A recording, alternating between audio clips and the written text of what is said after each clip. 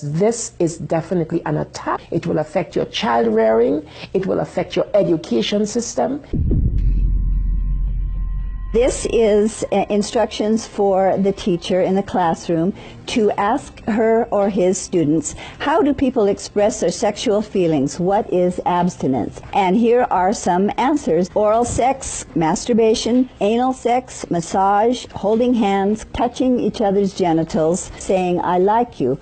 And what they're doing is equating all these things. Saying, I like you is equal to anal sex. It is pornography. Men, especially on the House floor, did not want to look at. We couldn't show this on the television news, but yet we want our 4th grade children to be looking at this book. In the name of sexuality education, children are seeing obscene materials that have been ruled by Congress and by the Supreme Court impossible to show to children.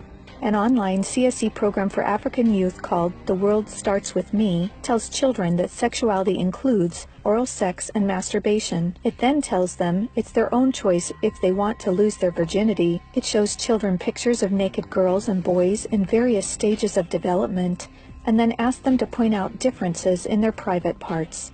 Parents likely will never know, as it is all done online away from home. They have elementary students as young as 9 years old. Then they teach them how to wear a condom. And they have this plastic genitalia, and they even have young girls. They're teaching them how to put a condom on a male genitalia and boys how to put a condom on a woman genitalia without the knowledge and consent of the parents. They're giving them handouts, negotiating sexual encounters with other students. For example, there are statements like this: can I take your shirt off? It makes me hot when you touch me here. Is it okay if I take my pants off? Where we in Latin America, we still have a lot of poverty. We have communities that don't have fresh water, that don't have electricity. Focus is completely shifted from basic needs. They get comprehensive sexual education without the consent of parents, taking and deconstructing the family.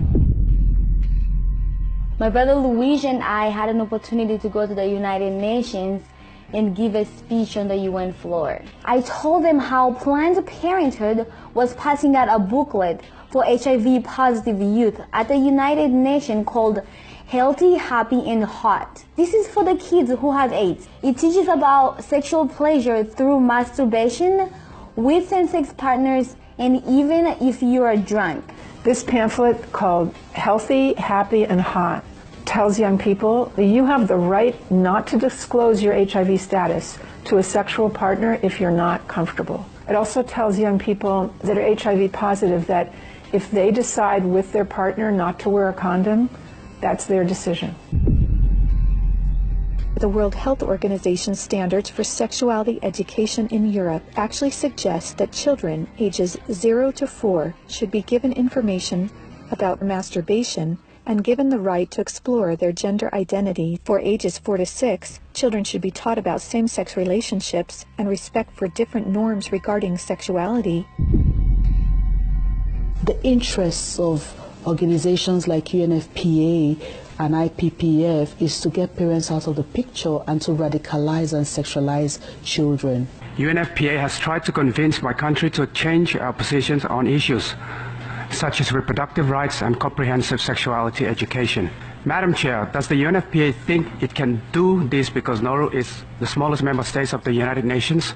The Nigerian government was actually told by the Western countries that if they do not give in, that they will be denied foreign aid. On page 89 of a UNICEF-published Sexual and Reproductive Health Manual, UNICEF listed situations in which one can obtain sexual pleasure that included sexual responses directed towards inanimate objects, animals, minors, and non-consenting persons. In the context of the Sustainable Development Goals that determines the agenda for the next 15 years, the voice is very, very biased. It's just International Planned Parenthood Federation and their affiliates. They have a direct influence on the outcome documents, on what is established, what is negotiated at the UN. Some of the objectives of the UNESCO Sexuality Education Guidelines include teaching children at age 9 about sexual stimulation and the definition and function of orgasm, and at age 15, that both men and women can receive sexual pleasure with a partner of the same or opposite sex. The It's All One curriculum also promoted by International Planned Parenthood, reveals the multiple manipulative tactics used to indoctrinate and sexualize children through CSE.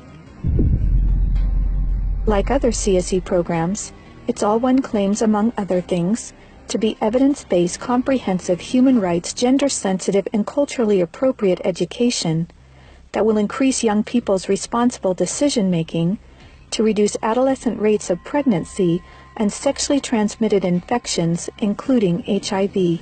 It's All One, however, like most CSE programs, is really just cleverly disguised abortion rights, sexual pleasure education, masquerading as human rights, gender, and sexual and reproductive health education.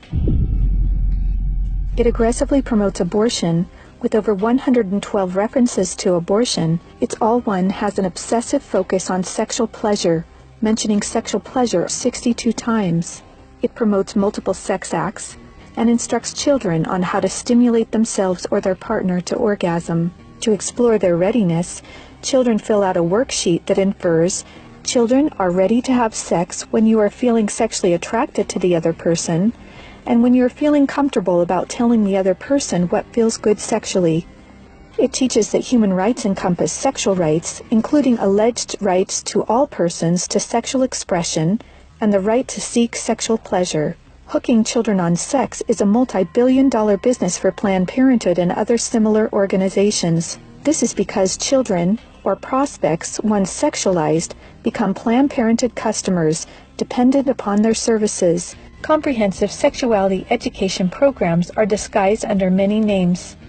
They may be called comprehensive sex or sexual education, education on human sexuality, reproductive health education, information on sexual and reproductive health, family life education, teen pregnancy prevention, rape prevention, anti-bullying programs, HIV/AIDS prevention, and sometimes even abstinence or abstinence plus education.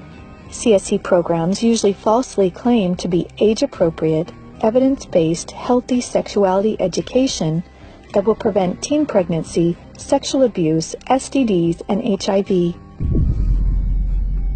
One of the handouts that concerns me the most is called the Genderbread Person. They teach that gender is a spectrum, that you can choose to be whatever you want. You could be all female one day and the next day feel like you're neither female or male. Frankly, it's confusing. It's mental molestation. We're confusing these kids as to what they are. From a medical perspective, when sexual freedom is the priority, then sexual health is going to suffer. There are laws in Oregon where children as young as 15 can get taxpayer-funded sex changes without parental consent. You can't have an aspirin at school without parental consent. However, a student could make these life-altering, permanent decisions without their parental knowledge or consent. Sexual rights, sexual education movements began with Dr. Alfred C. Kinsey. Kinsey actually had pedophiles measure with a stopwatch how many children could achieve what he called orgasms within a 24-hour period. Today, comprehensive sexuality education is based on this philosophy that children are sexual from birth, created by Kinsey. Say no to CSE! Say no to CSE! We've got to stop it. We've got to use everything at our disposal. We have to stand together to stop this attack against our children. And they have all this funding and this organization, but we know that if we stand together, we can do something for the family, for the children. We stopped the Kinsey sexuality education program in Croatia. It is time for parents to say, no, my family is mine. My wife is mine. I am hers. Our children are ours. Band together and find ways to stop it from entering your country. Men have to rise up, defend their family. On matters sexual, the fathers have got to stand up. Say, you have no place talking sexuality to my children. We resist it, even with our lives, because that's what life is all about. It's happening on our watch. If we don't do something about it, it is all of us that carry that guilt. To learn more and to sign the petition to stop comprehensive sexuality education, go to stopcsc.org. Together, we can and will protect the world's children.